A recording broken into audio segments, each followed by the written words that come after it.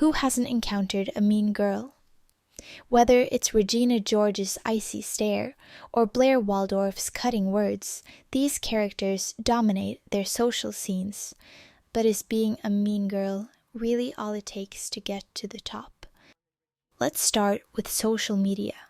Everywhere you scroll, there's this overwhelming message to prioritize yourself above all else. You owe them nothing. Focus on your glow up. Be the main character in your own story, and cut off anyone who doesn't serve you. These phrases dominate our feeds, often dressed up in aesthetic fonts or alongside pictures of luxury vacations, gym selfies, or solo coffee runs. The message is clear. Success and happiness come from putting yourself first, no matter the cost. On the surface, these mantras sound empowering, and to an extent, they can be. It's good to set boundaries, to prioritize your mental health, and to recognize when a situation or relationship is toxic. But somewhere along the way, the narrative shifted. Instead of balance, these messages sometimes promote extremes. Self-care has morphed into a kind of social currency, where being confident is often mistaken for being self-centered, and independence is treated like an excuse to dismiss or demean others. This trend mirrors what we've seen in characters like Regina George from Mean Girls.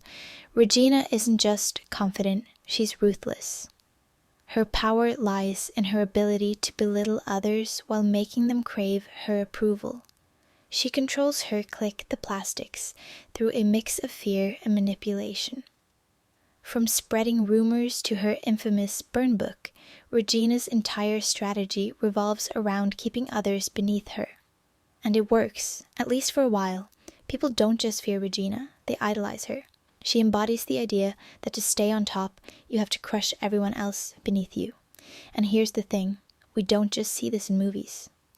Social media has taken the Regina George effect and run with it, praising confidence and power, but sometimes confusing those traits with being mean or dismissive. Regina's methods are harsh, but they are effective. She is the queen bee of her high school, and for a while, no one questions her authority. Her confidence is intoxicating.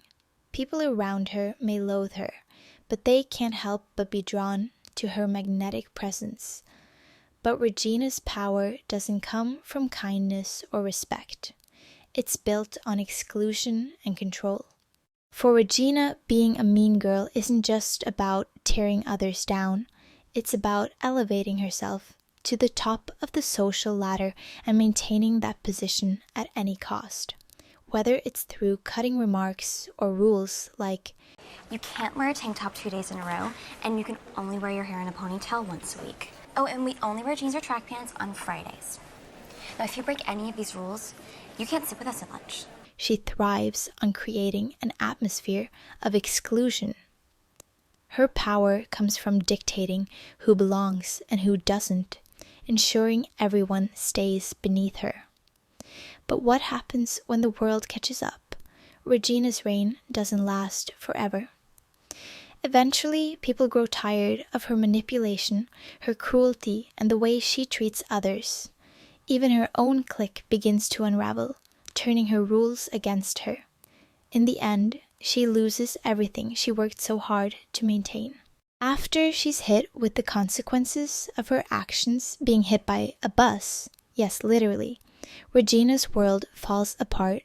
Her social power crumbles, her friends abandon her, and she's left with nothing but the hollow shell of her former status.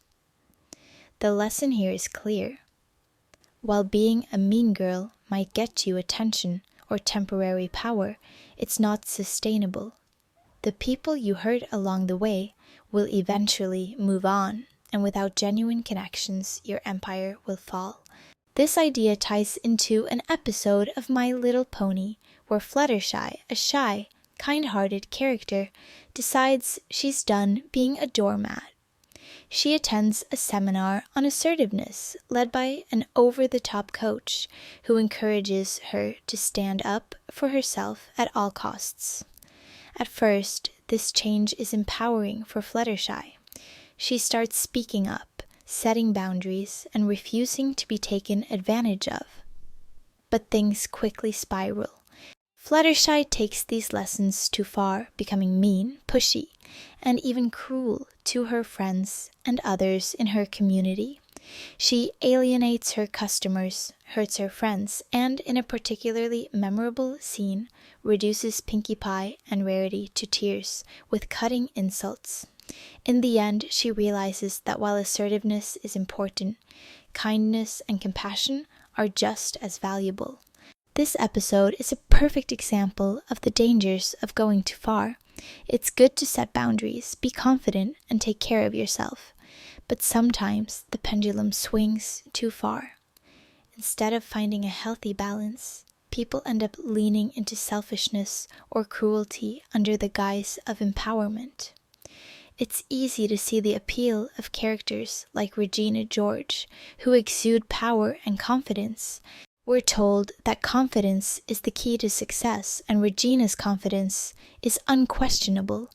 But what makes her truly dangerous is the way she uses that confidence to hurt others and manipulate them for her benefit. Her example shows us that being powerful isn't just about being strong. It's about how you choose to wield that power. You can be confident without crushing those around you. So, is being a mean girl really all it takes? Definitely not. In the long run, it's the people who balance confidence with compassion who truly thrive. They understand that true power doesn't come from putting others down. It comes from lifting everyone up, including yourself. You can set boundaries without being cruel. Prioritize your own growth without sacrificing others, and be assertive without becoming a bully. It's this balance that creates lasting success, not the temporary high of being a mean girl.